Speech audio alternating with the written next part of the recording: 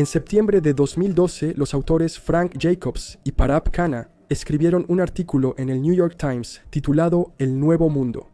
En este artículo de opinión describieron 10 países que creían que podrían crearse en un futuro cercano, aunque sin especificar una fecha. Hablamos mucho sobre países potenciales en el canal, así que en este video pensé que sería buena idea. Sería interesante echar un vistazo a los que se mencionan en este artículo, revisar si coinciden con los que suelo mencionar y ver si todavía tiene sentido considerar estos como posibles nuevos países. 10 años después de que se escribió el artículo, la primera mención en el artículo es la desintegración de Malí en el momento en que se escribió el artículo. En 2012, una rebelión tuareg expulsó al ejército de Malí de la mitad norte del país. Poco después, su movimiento declaró la independencia de Azawad, que abarcaría más del 60% de Malí, aunque gran parte es desierto. La declaración no fue aceptada ni por Malí ni por ninguna entidad extranjera. En 2013, el movimiento renunció a la independencia y pidió al gobierno de Malí negociar su estatus futuro. Quizás buscando lograr más autonomía, el fracaso de Azawad ya había sido predicho por los autores del artículo de opinión. Y su argumento era que esta primera rebelión podría ser la primera pieza en un dominó del nacionalismo bereber. Argumentaba que varios países de África Occidental y del Norte tienen en su población o territorio distintos grupos étnicos, sobre todo bereberes o tuaregs. Pronto podrían exigir soberanía, ya sea otra vez en Malí, quizá en Argelia con el pueblo cabilio o mencionando el tema del Sahara Occidental. En mi opinión, si no hubo avances importantes entre 2012 y 2022, respecto a posibles deseos de independencia, no parece que esto ocurra para 2030. Aunque su punto es válido respecto a la posible autodeterminación de estos grupos minoritarios, no veo que eso ocurra en el futuro cercano o mediano plazo en Asia. Mencionaron la desintegración apática de Pakistán y Afganistán. Dijeron que la salida de Estados Unidos de Afganistán causaría caos en la región. Y ni siquiera estaban conscientes de lo verdaderamente caótico que resultaría ser la retirada total. Su argumento aquí era que el presidente afgano en ese momento no tenía sucesor y que el Estado de Pakistán estaba perdiendo poder y volviéndose cada vez más dividido. La verdad, no sé lo suficiente de estos temas para opinar si tienen razón. Pero presentaron el escenario de 2 nuevos países emergiendo, ambos con su territorio dividido entre Pakistán y Afganistán. Este mapa étnico lo muestra. La mitad sur de Afganistán y el noreste de Pakistán es hogar del pueblo pastún, dividido por una frontera arbitraria, mientras que el sur de ambos países es hogar del pueblo baluchi. Afirmaron que el caos en ambos países podría llevar a una desintegración y al deseo de estos pueblos ahora divididos de reunirse. Se mencionó que Baluchistán, rico en gas natural, podría impulsar un movimiento independentista. Eso, al parecer, existe desde la década de 1970, una época en la que hasta el 37% de los habitantes locales favorecían la independencia.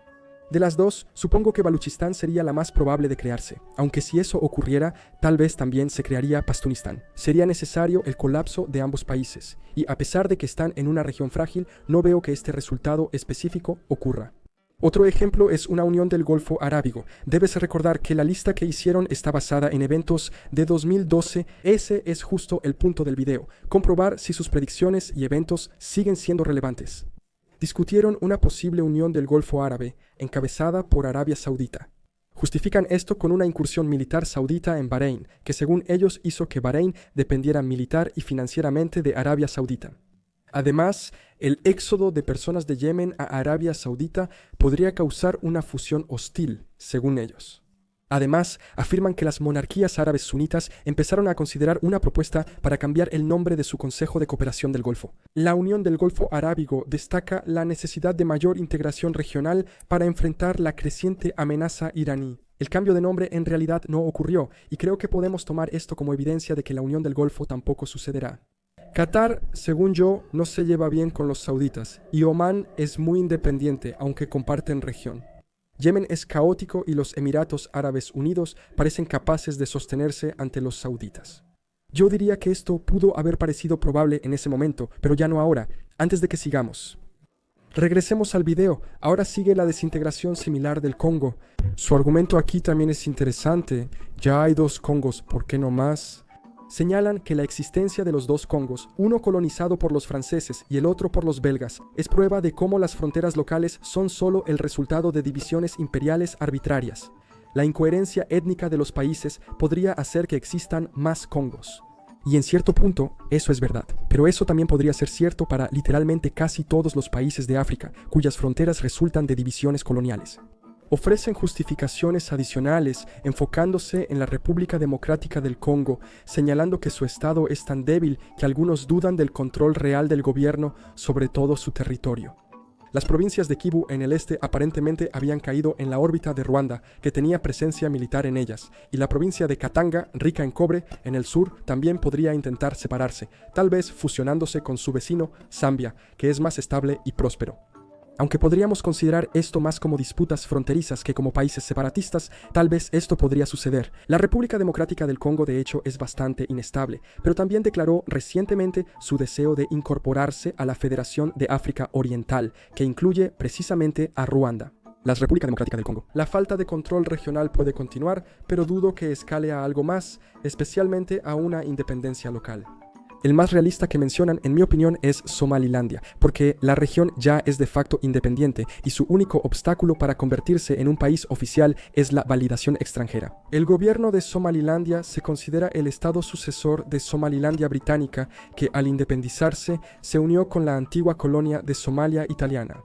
Somalia es prácticamente el ejemplo perfecto de un estado fallido, y así, la región comparativamente estable de Somalilandia ha podido afirmar su dominio regional y lograr la independencia de facto. Han surgido muchas solicitudes de reconocimiento en otros países, y como Somalia no se organiza, la oficialización de Somalilandia como país parece cada vez más probable. Los autores del artículo afirman que la región vecina de Puntlandia podría seguir sus pasos, lo que reduciría a Somalia a solo un tercio de su territorio original. Al norte, en Siria, podría formarse un estado alawita. En ese entonces, el conflicto interno era más incierto. A estas alturas, queda claro que el antiguo gobierno ha podido mantener el control sobre la mayor parte del territorio, o al menos recuperarlo.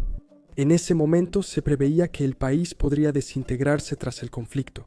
Si eso llegara a suceder, el estado de Alepo podría surgir en el norte y el estado de Damasco en el sur. Los autores se centran en la costa y en la posible independencia del estado alawita. Predicen que las fuerzas del régimen perderían y no serían capaces de recuperar el resto del país, cambiando su nombre y ocupando solo esta área, volviendo a una copia casi igual a la división francesa durante la colonia. Los conflictos graves de los últimos 10 años han demostrado que esto es poco probable. Un Kurdistán independiente también se relaciona con el papel de los kurdos en el conflicto interno sirio. Los autores predijeron que, junto con la fragilidad del Estado iraquí, esto podría llevar a que Kurdistán se establezca como país. El pueblo kurdo está repartido a través de las fronteras oficiales modernas de Siria, Irak, Irán y Turquía.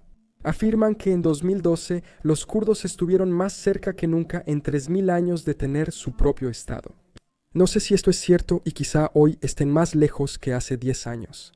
Aunque el control kurdo en Siria ha bajado, el gobierno regional del Kurdistán en el norte de Irak sigue siendo la zona más estable del país.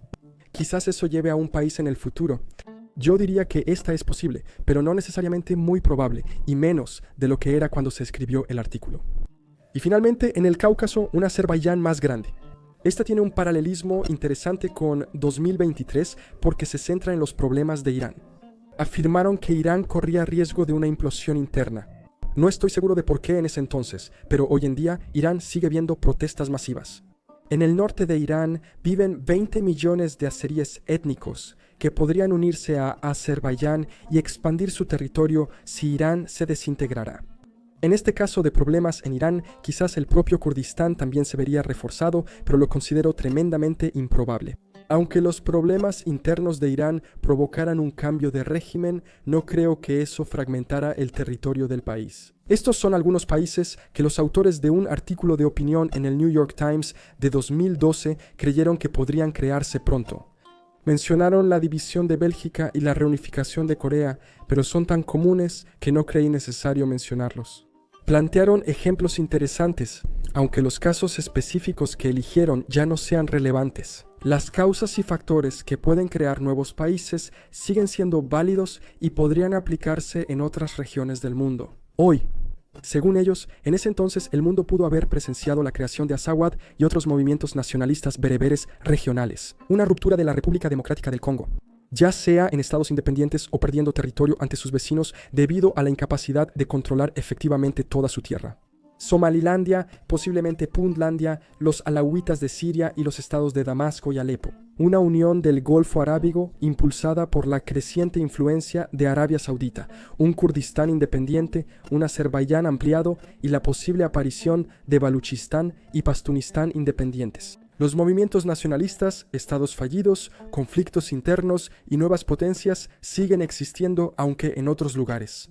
Entonces, ¿qué opinas? ¿Alguno de estos ejemplos todavía podría ocurrir con la creación de estos nuevos países o estas causas podrían aplicarse a otras regiones del mundo? Y en ese caso, ¿cuáles crees que podrían ser los nuevos países que realmente existan para el 2030? Déjame saber en los comentarios.